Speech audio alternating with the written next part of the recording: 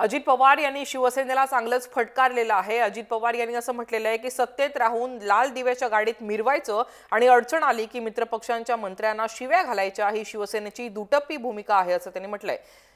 चारा छावणी बंद करण्यावरून विजय शिवतारेंनी नाव न घेता एकनाथ खडसेंवर टीका केलेली होती। टीका करताना त्यांची जीभ घसरली होती, याचाच अजित पवार यांनी समाचार घेतलाय।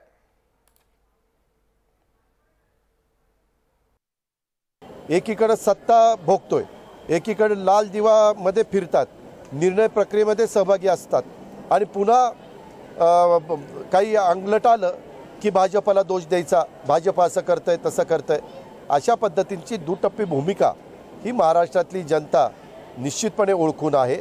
शपथ घेणारे मंत्री, मंत्रिमंडळातले सहकारी आज शिवी द्यायला लागलेले आहेत, त्यांच्या मित्रांना शिव्या द्यायला लागलेले आहेत। हे जर चित्र समाजाच्या पुढे आलं तर समाजाने कुणाचा आदर्श डोळ्यासमोर ठेवायचा